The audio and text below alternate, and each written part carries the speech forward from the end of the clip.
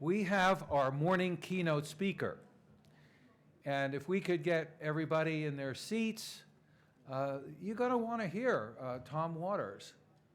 Tom Waters, I would say, for Afghanistan and Afghanistan's relationship to the United States Army Corps of Engineers and the Corps of Engineers' relationship to Afghanistan in terms of what is going to happen in the future. Our morning keynote is perhaps the point man for the Middle East District of the U.S. Army Corps of Engineers, USACE. And he is the deputy for projects and programs for that region, which makes him very important for the tremendous inventory of construction that the U.S. Army Corps of Engineers has built up over the years in Afghanistan. Makes him very important for the future role, which is obviously very different, but nevertheless important, whether it's completion of projects, whether it's operations and maintenance. The U.S. Army Corps of Engineers is going to be in Afghanistan, albeit in a different light and at different levels of funding. They still will have a critical role in the industry and also perhaps in the training area as well. So, and of course, many of you know of the issues that have been out there with some of the prime contractors have not lived up to their obligations, and many Afghan subs have been left holding the bag. So all these are key issues for those of you and those of us who are in that business. So let me tell you a little bit about Tom Waters. As many of you know, the Middle East District is responsible for engineering and construction and related services in the Middle East and Central Asia and other areas. In his position, Mr. Waters is responsible for the organization's overall project execution. He ensures that the program milestones are established, meet customer expectations, and that quality projects are completed on time and within budget. Tom has been deployed numerous times, perhaps a period of 3 years in both Iraq and Afghanistan, so he's intimately familiar with the country. He has long experience as in the private sector, working with engineering and construction companies. He makes his professional home, of course, in the Winchester, in the U.S. Army Corps Winchester District office. He holds a master's and bachelor's of science degree from West Virginia University. They could have done better at football this year, Tom. What happened? It was an up and down year. But he also has numerous advanced degrees. Won a Master of Science degree from NDU, the famous National Defense University, Eisenhower Schools, a graduate of the Defense Acquisition University Senior Acquisition Corps, a graduate of the Army Management Staff College, and is a Harvard University Fellow. And since joining the U.S. Army Corps of Engineers, Tom has earned 2 Meritorious Civilian Service Awards, the Army Engineer Regiment's Bronze DeFlory Medal, the Army's Civilian Soldier of the Year Award, 3 Superior Civilian Service Awards, and 2 Commander's Awards. We are really fortunate this morning that our morning keynote speaker is Tom Waters. Thank you, Tom, for joining us, and we look forward to your remarks. Tom has spoken before AACC in the past, I think a couple of years ago? 3 years ago. Yeah, 3 years ago. Thank you, Don.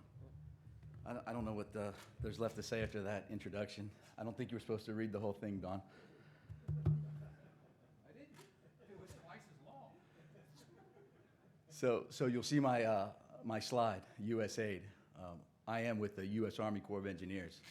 My dear friend Mohan Singh, who's standing back there, I used to work for, called me up a few weeks ago and said, hey, we'd like you to speak. about the future of Afghanistan and construction engineering. I said, Mohan, DOD doesn't really have that much more going on. I can talk a little bit about what we're doing. So I dug into the program with my colleagues in Afghanistan, and I think I've got a great brief for you to kind of show you the post-2014, what the U.S. Mission is going to be and what the strategy is going forward. When I first went to Afghanistan in 2001, you know, I drive along the roadside. We were in Kabul. We'd drive out to Polacharki or Darulaman, and you'd see these little small roadside stands. Now you actually see, you know, housing going up and businesses, and I go back frequently now. I just got back about a month ago, and it's really great to see the commercial development that's going on outside of what the military and the State Department has been doing over the last 9 years, 10 years. One of the programs that we have enduring is the Afghan Infrastructure Fund. That program, as you know, is the electrical power system, the Northeast Power System, the Southeastern Power System, electrical power system, as well as Kajakai Dam and Dala Dam. That will be the last enduring program that the U.S. Army Corps of Engineers will oversee. So we've set the stage for infrastructure development. We've basically done all the road projects. We're going to be finishing up with the electrical system by 2016, 2017. Dala Dam project will probably endure through 2018, perhaps 2019. And then you look at the Afghan National Security Forces. The U.S. has probably done close to $7 billion in construction of facilities for the ANSF. So you have the setting for infrastructure, for stability operations, but what you really have now is the stage for economic, commercial, and trade development in the country. You're not going to see any more direct construction programs from the government in any significant manner. So the most important slide I have right now is the cover slide, and I know Kath Campbell is going to later probably hit a lot of these points. She's your lunch keynote speaker. But the email address and the website you definitely want to take down because there's a lot of opportunities I want to present to you all as far as the economic and the trade development and the programs that USAID is overseeing. Okay, next slide, please. Do I have the clicker? So these are the 4 major programs that I want to talk to you. Most of them started in 2012. I'm gonna get into the objectives, the overall objectives, and some of the outcomes, and give you an idea how these programs work and how you can interface and the opportunities that they create. So the Afghan Growth Finance, it's basically financing opportunities of around 100K to 12 million, where agribusiness, energy, and transportation sectors primarily are targeted and for the opportunities to receive these loans. The FADA program, now that kind of supports the same sectors, but it develops the financial sector more. It gets into the legal system and the market infrastructure and the framework to support the various commercial sectors. The ABAID program, that complements the other USAID programs, and it really creates an overall business environment that is friendly, not only internally to allow capacity development, but will allow Afghanistan to work hand in hand with the Central Asian states and India and Pakistan. And the last one that I'll hammer home is the ATAR, which really has 3 primary components. One of those is the World Trade Organization succession, which is really the end game of this program in order to build a lot of revenue for the government of Afghanistan to continue with social programs and development. All right, next slide, please. So I'm not going to read all these slides to you. I only have a few minutes. I know you have a lot of questions, but the bottom line here is that you can see on the left-hand side the program emphasis, the businesses that are targeted. But what's significant here is that program just started, I believe, in March of 2012, and they only have about 40 million in investments right now, but those 40 million investments have multiplied to about $300 million in overall development, not only to the direct investment, but to the stakeholders associated in that particular market area. Next slide, please. The FATA program. Now, the FATA program is interesting. It targets the financial sector. And one of the interesting purposes of this program is also that it assists women throughout targeted businesses, training, and financing. So it's got a primary objective, but it also recognizes a key growth area in Afghanistan, which is that of women-owned businesses. Next slide, please. So you can see the FATA program, all these components come together to basically expand the market, build capacity, and which in turn builds consumer confidence. So you see the first 2, 4, 6, the first 5 program components really kind of complement one another. But then what was interesting is the gender mainstreaming. Huge growth area in Afghanistan and huge potential, and that's why the gender mainstreaming component is kind of a standalone component within the program that really is a huge growth area for Afghanistan, its markets and business opportunities. Next slide, please. Here's some of the accomplishments, and this is the multiplier effect that I was getting at, that just in about a year's time, these are the direct benefits of the FATA program. This program is a 5-year program and will probably, as many USAID programs, depending on its success and its metrics, it'll probably go on, be extended again after that 5-year period. Next slide, please. Now the ABAID program, this is kind of the next step where public and private investment meet, and this is where I think will be of interest to you all, and that there are targeted loans, and there's 2 specific ways that this program targets loan opportunities, and really by not only working with Afghan firms, but also working with partnering neighbor countries, firms. They really look for joint ventures where they can bring capital in from the Central Asian states, Pakistan, India, and other countries into Afghanistan. So that by providing a little bit of capital, they're looking for a lot of more investment. So a little bit of U.S. capital to attract a lot of joint venture capital. Next slide, please. So the small and medium enterprises and the public-private innovation alliances, these are the 2 major ways that this ABAID program works. So with the small and medium enterprises, you can see the 1-to-2 ratio. So the 1-to-2 ratio is the U.S. government investment is the 1, and the joint venture and the companies that come in bring significantly more capital. And this is all for internal Afghanistan programs and entities. And the public-private innovation is a 1-to-1 matching fund. So everybody comes to the table, they have something at stake. So it's not just a free handout, but it's the companies that have thought out business plans and a vision in the targeted sectors. One of the interesting program components, and if you know the Porter's 5 forces and the barriers to entry, you know, it's hard to start up a business. So not only does this program help you with startup loans, but they also look at barriers to entry. And they talk about the technical assistance and the business advisory services. They really give companies an overall lesson on operations and management. And with the business enabling environment, they actually do targeted studies.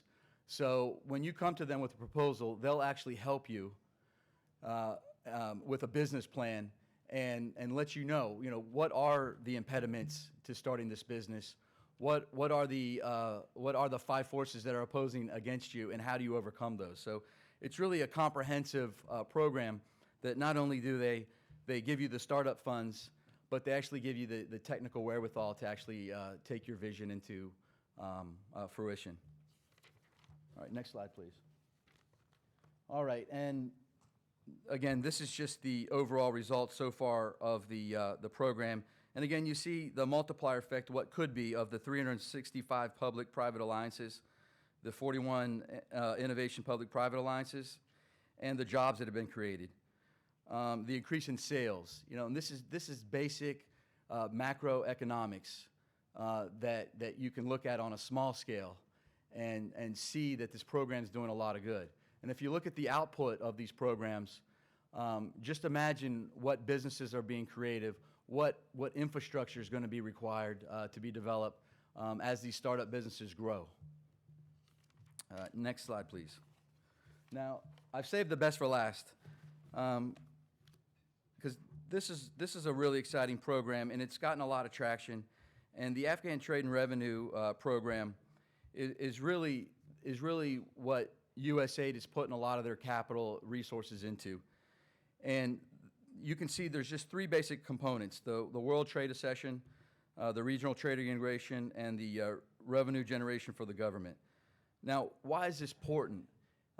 Basically, countries in the region that have gotten into the World Trade Organization, that have gone through the accession, they've basically experienced up to 20% growth in their GDP over 5 years. The regional trade integration, 2/3 of all Afghanistan exports are through the Central Asian states, Pakistan, and India. And it's not just the trade integration, but you can see the harmonization of tariffs, cross-border procedures, private sector linkages. There's a lot that goes behind that. There's a lot of automation, port control. The program is pretty massive so that Afghanistan can work more effectively cross-border with their partners, so that these Central Asian states will want to do more business with Afghanistan as it becomes more efficient, and thus expanding Afghanistan's GDP. And of course, the revenue generation, the last piece that the State Department's working with the Islamic Republic on is a value-added tax. Many of the Central Asian states have implemented a value-added tax over the last 2 decades, and that's also estimated to be a 2 to 8% growth in GDP. So you can see by just these three simple components that Afghanistan has a really bright future, and their capacity to expand their markets that will drive, I know a lot of you are construction engineering firms, but this will drive a lot of commercial investment that will demand infrastructure build-out. So while I don't have a message of more direct government contracts, I do have a message of hope and promise, and with programs that are delivering results that have only been around for a year. Next slide, please. And this is basically how the program is, some of the subcomponents to the program, and how USAID sees some of the key factors in getting to the World Trade Organization accession. That's all I have for you today. I would love to answer any questions on DoD mission and programs, and not the slides that I presented to you today. Ms. Kath Campbell later will probably dig into that in much more detail. So I thank you for your time, and thanks for listening. Thank you.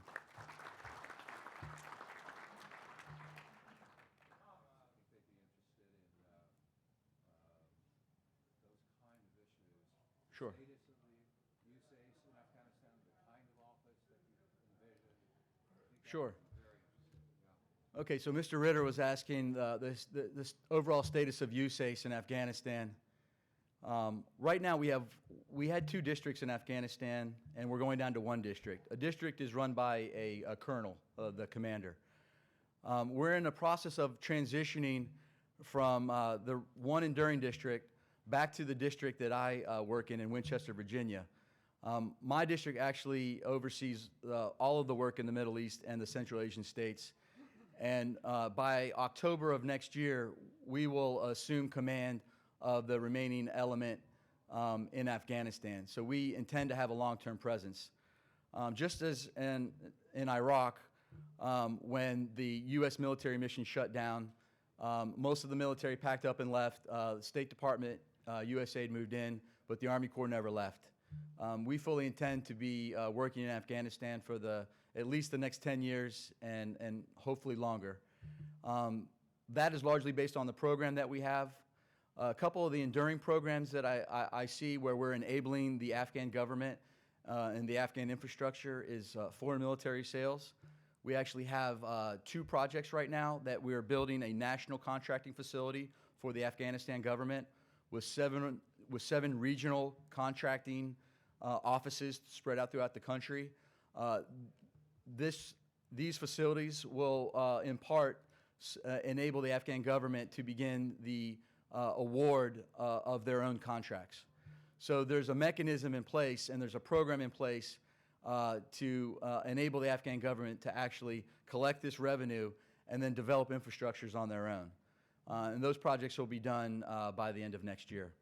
We also have the Afghan Infrastructure Fund, and there's about $400 to $600 million left in that program. We actually just had the NEPS, the North Electrical Power System and the South Electrical Power System projects were recently terminated just yesterday. So that means opportunity. We are going to recompete those 2 projects, and you'll probably see those in the next 4 to 6 months. There's significant size and dollar value, around $100 million.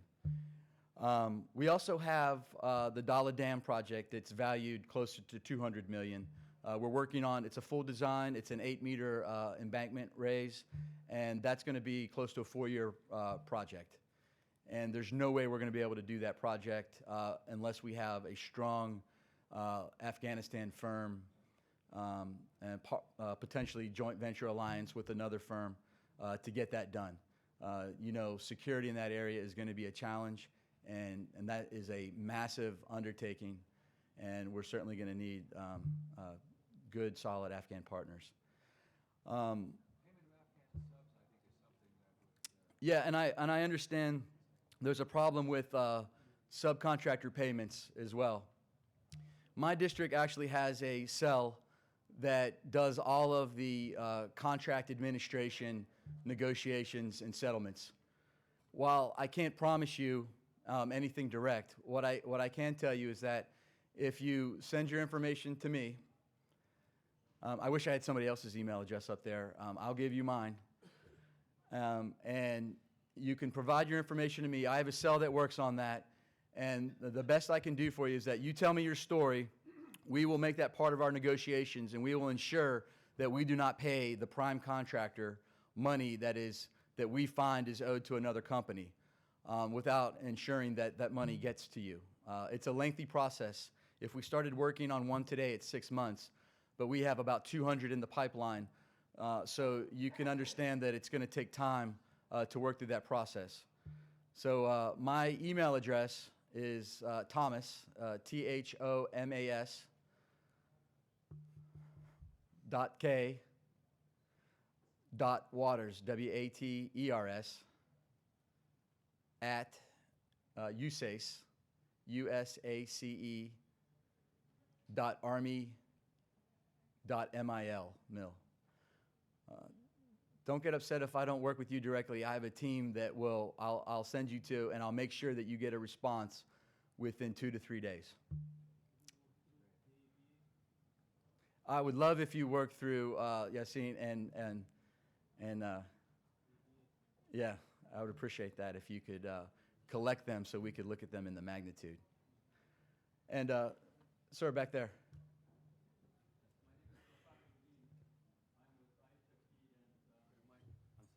I'm sorry.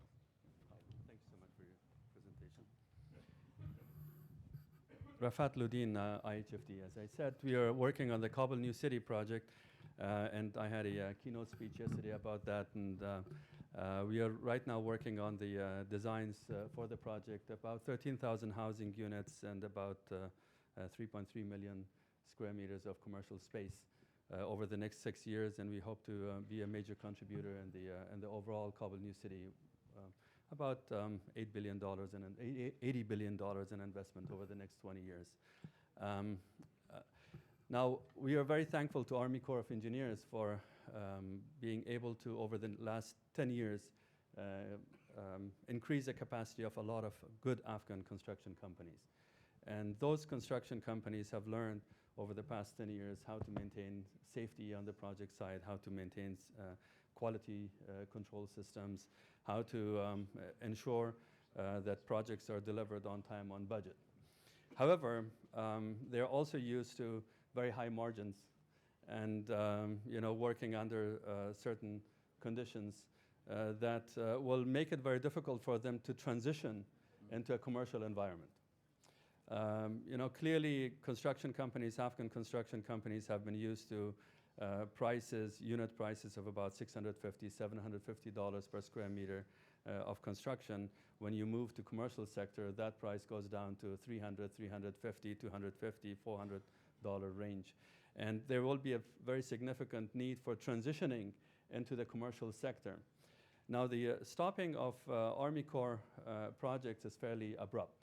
The funds allocated over the last few years have gone from something like $1.5 billion to almost zero.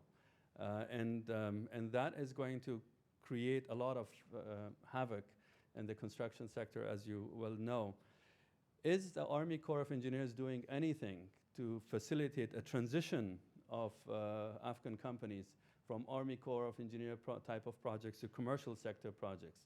And would you be willing and interested to work together with the commercial sector to facilitate through capacity development activities, through additional training activities, through maybe whatever other tools there may be out there to help these companies to transition in terms of their expectations, in terms of their work scopes, without compromising the quality of work and the integrity of their work that they have learned over the past 10 years?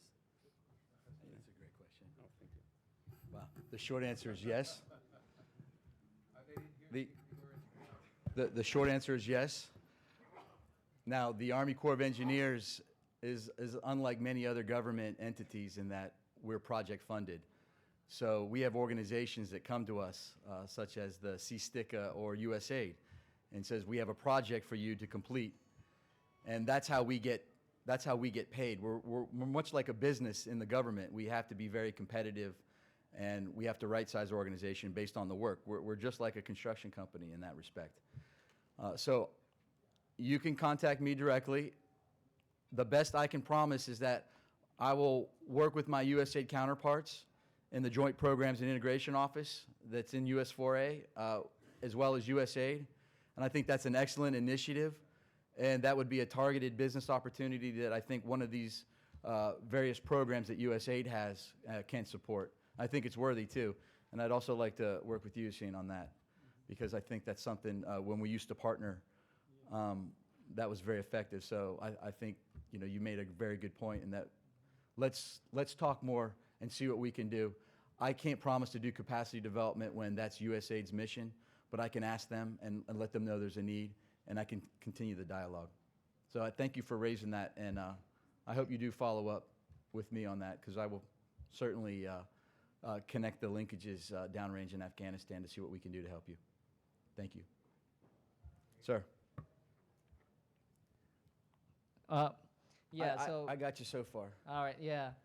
So almost all quarries, marble quarries in Afghanistan are in risky places or unsafe places, and the policy of Abadi is to only support Kabul, Mazar, and Herat. And even in Herat, the most popular stone in the world is in Chisht. And Chisht is not safe, so you're not supporting that as well. Afghan white is the second great marble or quality marble stone in Afghanistan and around the world. So that's also a risky place. You're not supposed to, or Abadi is not supposed to support that. There are very few number of processing plants that you're interested to support. The question is that, are you supposed to review your policy, Abadi's policy, to broader your support around the country or not? So very limited. Thanks for the question, and I'm not the expert on this, and I know Ms. Campbell will probably be able to answer it better, but the bottom line is, Abadi's got very limited program funds, and they have to look at the cost-benefit analysis, and they have to look at the risks, and they have to say, where can I make the minimal investment and get the biggest outcome? And so they're making business decisions. And, that's not a great answer, but that's the answer, is that anything high risk probably won't get approved, and that they're looking to maximize their investment potential just as any business would. And so the more you can look at minimizing your risk and working with areas that fit that program goals, the better off or the more likely you're going to get a grant from them. They're just not going to invest in high-risk areas, and they're probably not going to expand the scope of that program either with the limited resources that they have.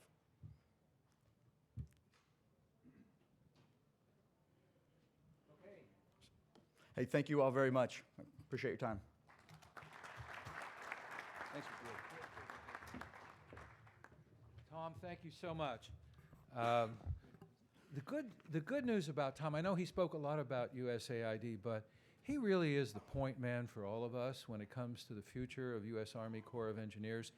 And his last statement that we heard, that U.S. Army Corps of Engineers is to some extent like a company, and it's entrepreneurial in that regard. So if our contingent of construction companies and related companies and ABA can come up with some good ideas, Tom, working with his counterparts at USAID, I think this Rafat Ludin's idea of helping the construction industry make that transition from $650 a square meter to $350, $400 a square meter, I think that's a really good idea that's come out of this conference, and we definitely want to follow up on it.